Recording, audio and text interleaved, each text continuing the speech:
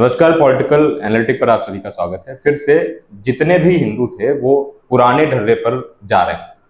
वो अभी भी एक नहीं हो रहे हैं। कोई ना कोई आकर उन्हें ऐसी पट्टी पढ़ा देता है, ऐसे ब्रेन वॉश करके चला जाता है कि वो या तो सेकुलर का चोला ओढ़ लेते हैं या फिर उस पार्टी का सपोर्ट कर शुरू कर देते हैं करना, जिसका अब कोई अस्तित्व नहीं रह गया है।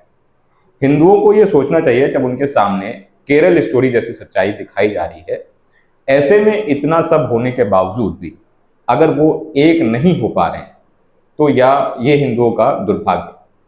मैं ऐसा इसलिए कह रहा हूं क्योंकि आज केरल के चुनाव के नतीजे आ रहे हैं और भारतीय जनता पार्टी वहां पर जीतती हुई नहीं दिखाई दे रही है, यानी कि भारतीय जनता पार्टी हार रही है। कांग्रेस बढ़त बनाए हुए है। एग्जिट पोल में भी कांग्रेस की बढ़त थी और अभी भी कांग्रेस की बढ़त है।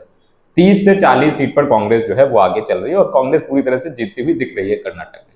अब ध्यान रखिए, ये वही पार्टी है जो कहती है कि वो बजरंग दल को बैन कर देगी। अब मैं इस मसले में जाकर यहाँ पर नहीं पढ़ूंगा कि हम कहें कि बजरंग दल को और बजरंग बली को हम जो है मापने की कोशिश करें, उन्हें एक ही पायदान पर खड़े करने की कोशिश करें, क्योंकि मेरे हिसाब से बजरंग बली का अपमान कांग्रेस क्या किसी भी इंसान के बस में नहीं है जो बजरंग बली का अपमान कर पाए। लेकिन यहाँ ध्यान रखिए कि बहुत से ऐसे संगठन और अन्य धर्म के लोग भी ऐसे संगठन चला रहे हैं जो उनके धर्म के लोगों को सपोर्ट करते हैं। ऐसे में बजरंग दल, जो कि हिंदुओं के लिए एक ऐसा दल था जो हर जगह जाकर हिंदुओं की मदद करता था, उनके लिए आगे खड़ा रहता था, लव जिहाद जैसे मुद्दे पर हिंदू लड़कियों को बचाता था, हिंदू लोगों की साख को बनाए रखता था, अब उसे कांग्रेस के आने के बाद कर्नाटक में बैन कर दिया जाएगा, जब कांग्रेस अब जीतती हुई दिख रही है। कांग्रेस ने अपने घोषणा पत्र में कहा था और अब आगे क्या होगा वो सब हम देखेंगे। अब इस बात पर कुछ भटूरे आएंगे जो बजरंग दल के बारे में अनाप शनाप बकने लगेंगे। तो मैं यहाँ कोई बजरंग दल की मुखालफत नहीं कर रहा हूँ। मैं नहीं कह रहा हूँ कि बजरंग दल में सब कोई लोग सही हैं, पढ़े लिखे लोग हैं और बुद्धिमान लोग। लोकल स्तर पर कुछ लोग ऐसे भी हैं जो कभी कभी गुस्सा जल्दी हो जाते हैं, जो कभी कभी अपना नाम बनाने के लिए, हिंदू धर्म को बदनाम करने के लिए और हिंदुओं को बदनाम करने के लिए कुछ ऐसा बोल जाते हैं। ऐसे भी कुछ लोग हैं। लेकिन यहां ध्यान देने वाली बात यह है कि कर्नाटक जैसे राज्य में जहां करीब 80% के आसपास हिंदू मेजॉरिटी है, वहां पर बजरंग दल जो कि हिंदुओं के लिए खड़ा रहता है, जो हिंदुओं की बहन बेटियों को बचाता है, गौ माता की रक्षा करता है, लोगों को कन्वर्जन से रोकता है, अब वहां उसे बैन किया जाएगा क्योंकि भारतीय जनता पार्टी के सत्ता में रहने के बावजूद उसकी सत्ता इस बार जाती दिख रही है हिंदू राज्य से। जहां भाजपा ने घोषणा पत्र में यह कहा था कि वो यूनिफॉर्म सिविल कोड लाएंगे, जहां पर उन्होंने कहा था कि वो सबके लिए समान नागरिकता कानून लाएंगे, कांग्रेस ने कहा था कि वो अल्पसंख्यकों को ऊपर बढ़ाने के लिए कदम उठाएगी। अब आप ये सोच सकते हैं कि इस देश में अल्पसंख्यक कौन है, पूरे भारत में अल्पसंख्यक कौन बना बैठा हुआ है, जबकि भले ही उसकी पॉपुलेशन सबसे ज्यादा हो, लेकिन वो अल्पसंख्यक है, वो अल्लाह की देन है, लेकिन फिर भी अब तक वो अल्पसंख्यक बना हुआ है। अब उन्हें कांग्रेस पार्टी जो है वो बढ़ावा देगी जब वो कांग्रेस पार्टी अब सत्ता में आने वाली है कर्नाटक में। जब भारतीय जनता पार्टी कहती है कि समान कानून लाएगी, समान नागरिकता कानून लाएगी, तो कर्नाटक जैसे बाहुल्य हिंदू धर्म के लोग उस पार्टी को वोट करते नहीं है। जो कहती है कि वो वो उस पार्टी को वोट करते हैं जो कहती है कि वो बहुसंख्यक को नहीं, यानी कि हिंदुओं को नहीं, बल्कि अल्पसंख्यक लोगों को बढ़ावा देने वाली है। अल्पसंख्यक को बढ़ावा देना गलत नहीं है, बिल्कुल दीजिए, लेकिन इसमें बहुसंख्यक को छोड़ देना ये कहां की जो है इंसाफ। ऐसा तो नहीं है कि जो बहुसंख्यक हैं उनका जो है उत्थान हो चुका है, वो सब कुछ पा चुके हैं, तो अब उन्हें किसी भी स्कीम की जरूरत नहीं है। तो ऐसे में कांग्रेस का ये कहना कि वो अल्पसंख्यक को सबसे ज्यादा जो है ऊपर उठाएगी और वो अपनी घोषणा पत्र में कहती है, तो अब ये बहुसंख्यक हिंदू जो कर्नाटक में है वो इस बारे में थोड़ा सोचते हैं। कांग्रेस जैसी पार्टी से त्रस्त आकर लोगों ने भाजपा पार्टी को वोट दिया था।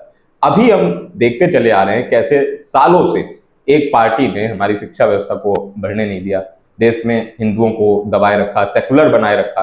तब जब अन्य धर्म के लोग अपने धर्म के प्रति कट्टर थे, तब हिंदू जितने भी थे वो सेकुलर बने रहे। अब जब हिंदू भी सामने आ रहा है तो ऐसे में वो अब जातियों में बटा जा रहा है, उसे जातियों में तोड़ने का प्रयास किया जा रहा है और हिंदू एक साथ मिल करके भी एक साथ नहीं हो पा रहे। अब ये देख लीजिए कि जो एंटी कन्वर्जन लॉ जो है वो बना हुआ है, वो अब कर्नाटक से जो है हटा दिया जाएगा। यूनिफॉर्म सिविल कोड जो भाजपा कह रही थी वो लाएगी, वो आप भूल जाइए। इसके अलावा बजरंग दल भी बैन हो जाएगा। स्कूलों में हिजाब जो है अलाउ कर दिया जाएगा। और आने वाले समय में ये क्या क्या होगा अब कर्नाटक में कांग्रेस के आने के बाद, ये आप देखेंगे कैसे हिंदुओं के जो बहुसंख्यक हैं कर्नाटक में उनके अधिकारों को कम कर दिया जाएगा, जो अधिकार उनके फेवर में हैं उन्हें छीन लिए जाएंगे। ये सब अभी आपको कर्नाटक में देखने को मिलने वाला है आने वाले समय में। बंगाल में आप देख रहे हैं क्या हो रहा है हिंदुओं के साथ, क्या होता है, आप सब देख रहे हैं कैसे हिंसाएं हो रही हैं हिंदुओं के ऊपर, वो भी आप देख रहे हैं। बंगाल सरकार ने केरल स्टोरी जैसी फिल्म को अपने यहाँ रिलीज नहीं होने दिया। अब जो तमाम जो भारतवासी हैं वो जो ये फिल्म देख रहे हैं, सबक ले रहे हैं, हिंदू बेटियों को असलियत से जो है वो सामना करा रहे हैं तमाम परिवार। ऐसे में बंगाल के लोगों को, जो बंगाल के हिंदू हैं, वो ये सब नहीं देख पा रहे हैं, वो जो बेटियां हैं वो भी ये सब नहीं देख पा रही हैं। वहां पर फिल्म जो है उसकी रोक लगा दी है। कोर्ट ने भी जो है बंगाल की जो मुख्यमंत्री हैं ममता बनर्जी, उनसे ये पूछ लिया, उनसे जवाब मांग लिया, आखिर जब हर जगह फिल्म देखी जा रही है, पूरे भारत में देखी जा रही है, तो फिर बंगाल में उसकी रोक क्यों लगाई गई है। अब लोगों का क्या मानना है, कर्नाटक का जो चुनाव रिजल्ट आ रहा है उसके बाद लोगों का ये मानना है कि आने वाले 5 साल बाद कर्नाटक का हाल भी बंगाल जैसा हो सकता है, जहां हिंदुओं को उनके अधिकार से वंचित रखा जाएगा, उन पर हिंसा की जाएगी, उन्हें दबाया जाएगा। ऐसा लोगों का सोचना शुरू हो गया है। कुछ लोग ऐसा भी कह रहे हैं, जो लोग हैं जो भाजपा के सपोर्टर्स हैं, वो ऐसा कह रहे हैं कि भारतीय जनता पार्टी को अपनी स्कीम जो है वो बदल देना चाहिए। जो भारतीय जनता पार्टी ये कहती है कि सबका साथ और सबका विकास, वो उसे अब ये कहना चाहिए कि हिंदुओं का साथ और हिंदू का विकास, ये स्कीम भाजपा को रखनी चाहिए। ऐसे में लोगों का ये भी कहना है, जो कुछ लोग हिंदू परिवार के हैं वो अब ये कह रहे हैं कि वो अपने ही परिवार के लोगों को बटा हुआ पा रहे हैं, जिसमें हिंदू परिवार के अधिकतर लोग कांग्रेस को वोट करें। यानी कि अगर 4 लोग हैं, 4 में से 1 भाजपा सपोर्टर है, तो वो हिंदू परिवार है, लेकिन 3 लोग कांग्रेस के हैं और वो उनको सपोर्ट कर रहे हैं। तो अब परिवार में भी जो है हिंदू बटा हुआ है। तो आप देख रहे हैं उसकी वजह से कांग्रेस आपको जीतती हुई दिखाई दे रही है, और वही तुष्टीकरण की राजनीति वो करती चली आई है अभी तक, और वही अब करेगी। तो ऐसे में हिंदुओं का क्या होगा, ये एक बहुत बड़ा प्रश्न है और यही सोचनीय विषय है। और इसीलिए हम देखते हैं, क्योंकि ये हिंदू पहले बटा हुआ था, अपने धर्म को मानता नहीं था, और अब जातियों में बटा हुआ है और अभी भी एक नहीं हो रहा है। ऐसे में हम देखते हैं कि हमें कन्वर्जन जैसे मुद्दे देखते हैं।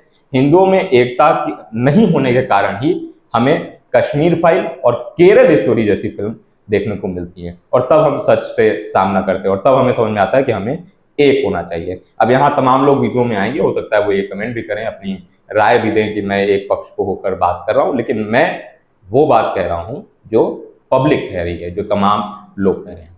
तो अगर आपको वीडियो पसंद आया हो तो वीडियो को लाइक करिएगा, चैनल को शेयर जरूर कर दीजिएगा अपने लोगों के साथ, कमेंट कर दीजिएगा और चैनल सब्सक्राइब कर लीजिएगा, और बताइएगा कि आप इस बारे में क्या सोचते हैं। धन्यवाद।